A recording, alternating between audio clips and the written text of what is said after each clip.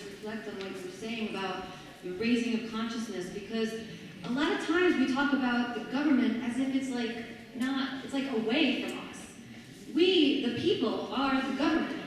We are the government. And the point is that as we are also a reflection, as I said before. So the government and everything that's happening in the bureaucracy is a reflection on the consciousness of its people. And so I think it's really important to realize that it starts with yourself. So it's, you know, it's not about them, what they're doing, you know? It's about what am I doing? How can I take responsibility for my own space? How's my space going to be reflecting? And how am I going to help? What am I going to do? You know, like Michael Jackson, the man in the mirror type of thing. So just very quickly, I wanted to say that. You know, we, the people, are the government, and that's where it starts.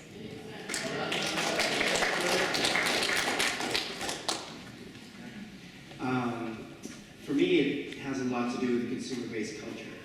And that if consumerism wasn't so rampant in the Western world, we wouldn't take such advantage of Native people, and we wouldn't implement the right governments that would be in our cahoots so that we continue to get cheap goods and services in this nation to then throw away later. So where I see peace happening in the Western world is through a movement of self-sufficiency.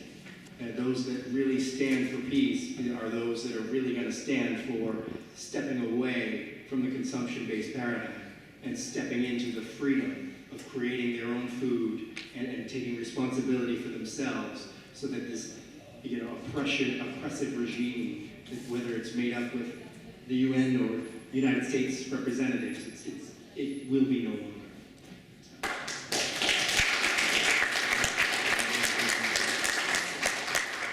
And I want to thank you, brother, for your courage, because when we speak up, when we speak out, like, it's time to stop suffering in silence.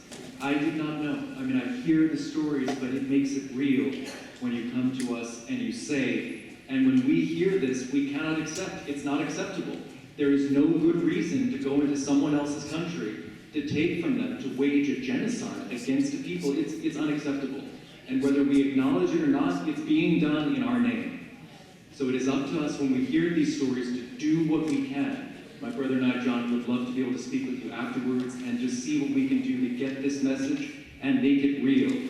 When you make it real to people, it's not this elusive, faraway thing. When it's a story and a face, you can't hide from it anymore. You have to look at it dead on. And then we let people make their own choice and live with their own conscience.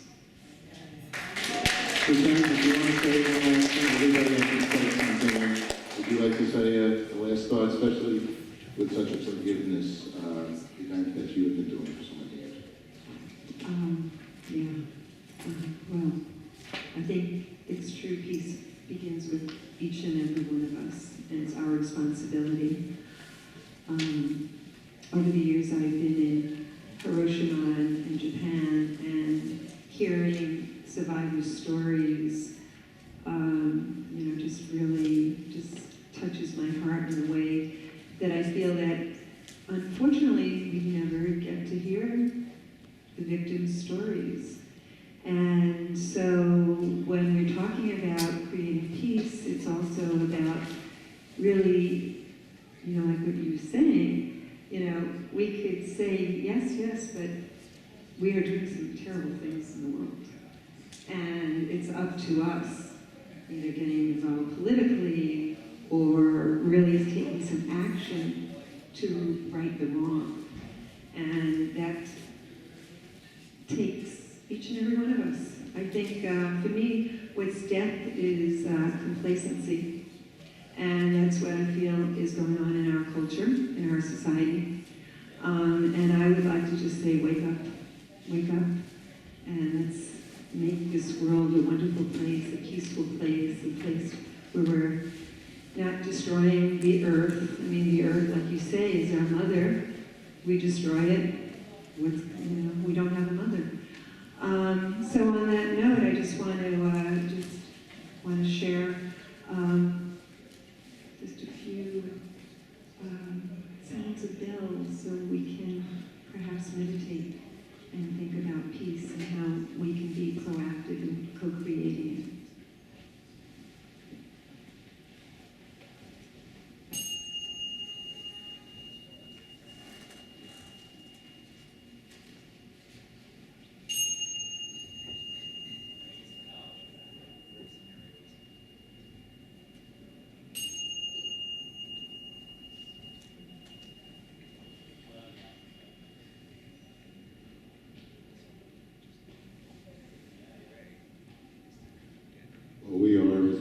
for each other. Thank you very much. We thank you, and we thank you,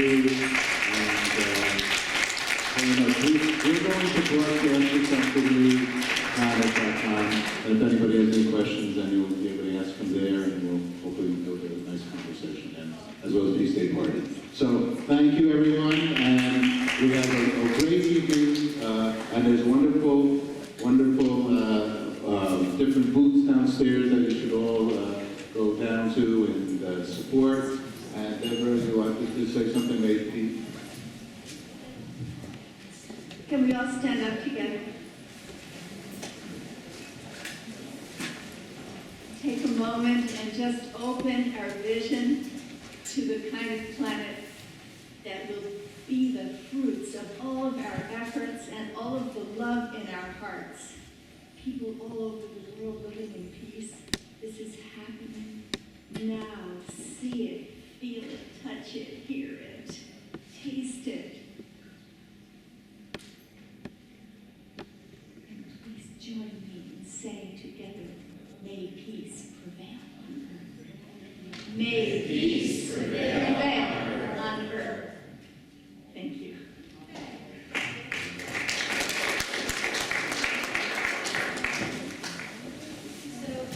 As Paul said, I'd like to welcome everyone downstairs to hang out and see members and chill out for a while. And thank you so much for your beautiful participation and energies, and we'll come back in a little while.